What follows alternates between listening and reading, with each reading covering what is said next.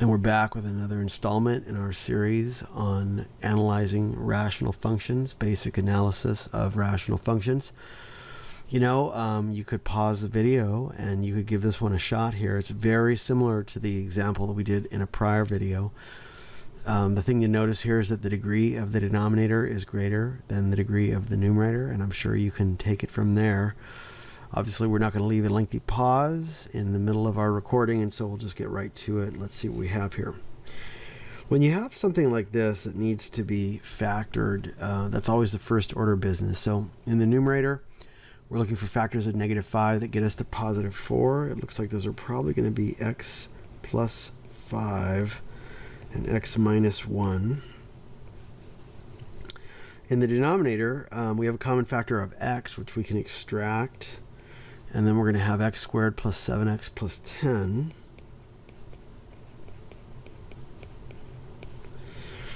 And then we're looking for factors of 10 that get us to 7, and obviously that's going to be 5 and 2. So looks like we're going to have a common factor here. We're going to have x plus 5, x minus 1, and then downstairs we're going to have x times x plus 5 and x plus 2.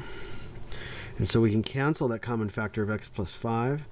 And of course, that also imposes a condition. You can't do that cancellation unless the rational function is well defined. And so, of course, that means that x cannot be -5. So we know that that is going to come out of the domain. And then the typical questions would be as follows. And by the way, I guess we can give a simplified version of this. Now, generally, if you have something such as this and it can be simplified, that's a common thing that the learning management system is going to be asking for, is a clean version of it. So we have x minus 1 over x times x plus 2. And so that would probably be what the learning management system would want. Now, in terms of the usual questions that we ask, as we have covered in every prior example, as you can see, we're asking typically 3 questions right now. Tell us the intercepts, give us any asymptotes, and how about that domain and range? So that's what we're doing here. And in terms of intercepts,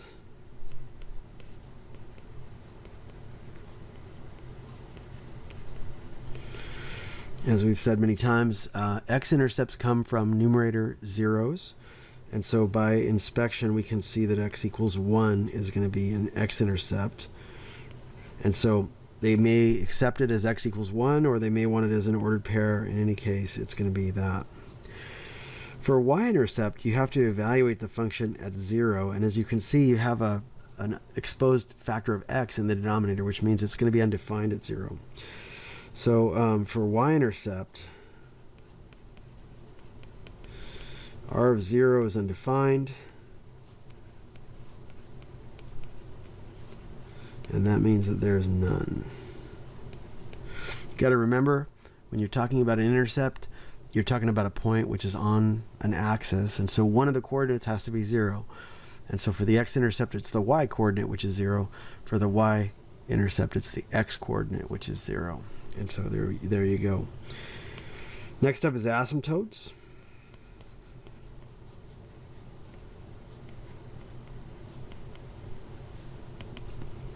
Now, denominator zeros are the source of vertical asymptotes.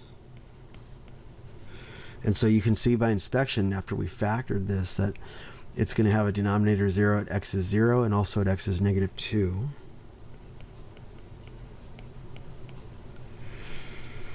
And we also are going to have that restriction that x can't be -5, but that shows up as a hole in the graph. It doesn't show up as an asymptote.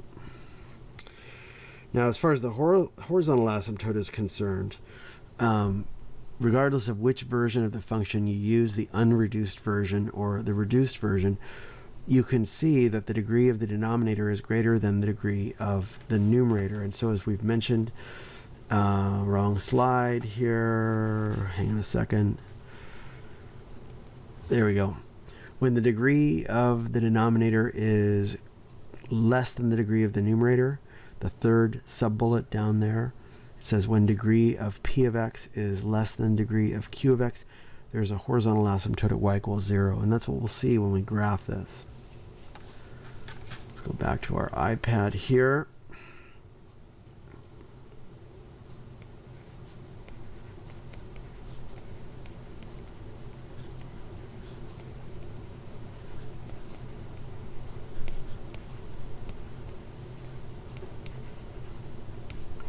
So what I'm saying, in just kind of my abbreviated style of notation here, is that the degree of the numerator is less than the degree of the denominator, and I'm abbreviating both numerator and denominator so I can fit it on one line. And then finally, domain and range.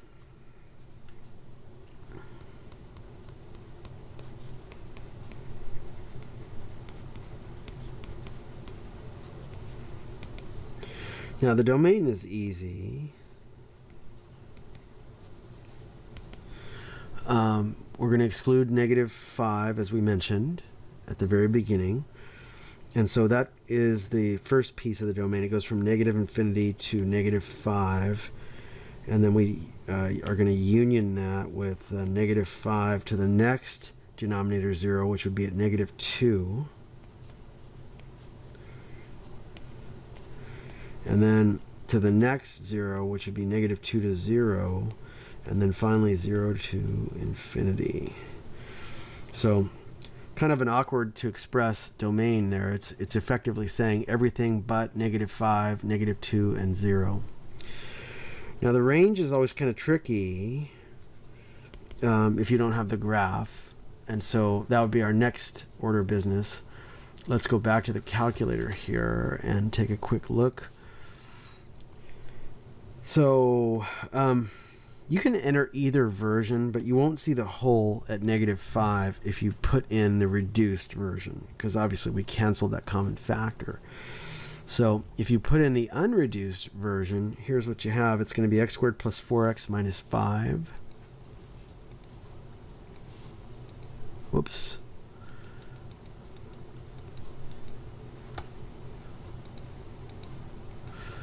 There we go. X squared plus 4x minus 5 divided by the quantity x cubed plus 7x squared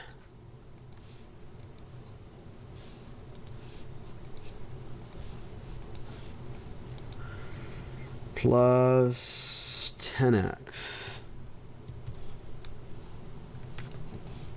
Now this one will show that there's a gap, if you will, or a removable discontinuity at -5. So anyway, let's take a look at what we want here. We'll go with a standard zoom to begin with. And it's not that great of a view, actually. You know, it makes the graph look like it disappears right there, which it does not. It just shows the limitations on the calculator. So I'll tell you what I'm going to do.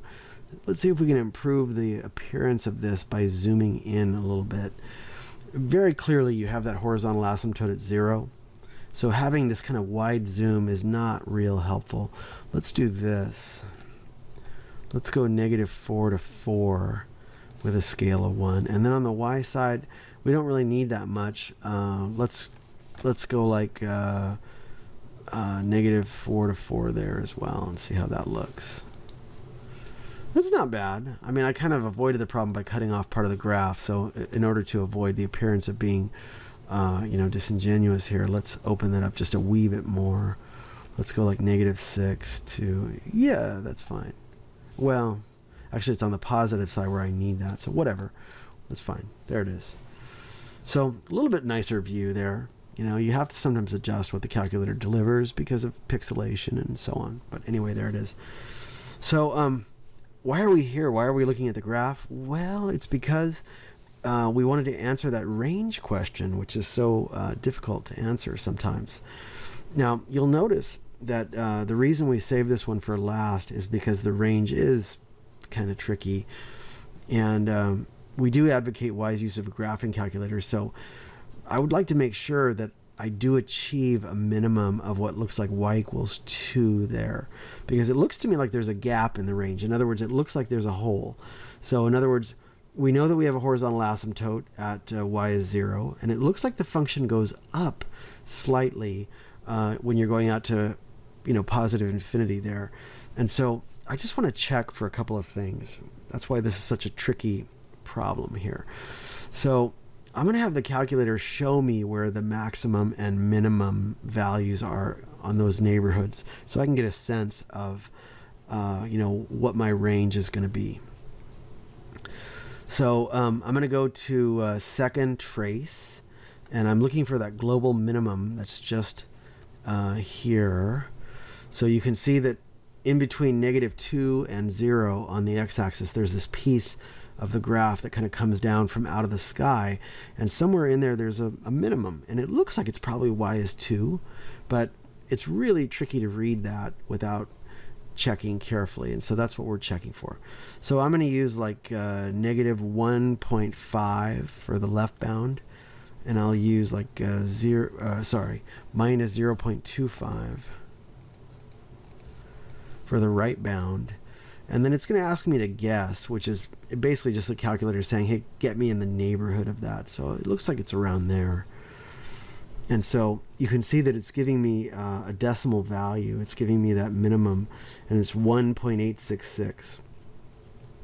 Now, normally, if the function is not kicking out some nice cooked up numeric value, the learning management system will tell you, put that value into, like 2 places or 3 places or whatever. And so that's what I'm going to do here. So I can see that I'm going to have a hole in my range, and it looks like it's going to be bottoming out at, say, like 1.866 if I go to 3 places. And then I want to find the local maximum on the other side over there. So you can see when you trace this, I hate using trace because the accuracy is subject to the size of the window. It can really be coarse, But if I go over here, you can see that I am getting some positive values for y, right? And it does seem to be increasing, but not without limit. So in other words, it looks like there's a local maximum somewhere around there. That's about the largest value that I'm seeing, 1338, something 1339. Yeah, so somewhere in there's a local maximum, and I don't want to, be hunting around for it in some ham-fisted way. I want to get the calculator to tell me what it is. So I'll go second trace again, and I'll do a maximum here. And as far as the left bound, I'll use 1. And as far as the right bound, I'll use, let's say, 3. And as far as a guess, I'll say, well, it's in here somewhere. And so the calculator hunts around a bit, and it's giving me 0.13397. Now, if I round that to like 3 places, that would be 134.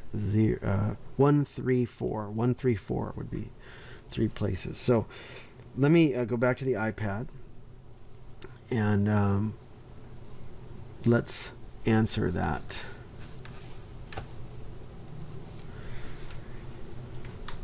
Now the range was actually achieved. Those were local extrema that we were finding. And so the range would be as follows. It goes from -infinity up to that local maximum that we found, which was like 0.134 to 3 places. And that's why it gets a square bracket there.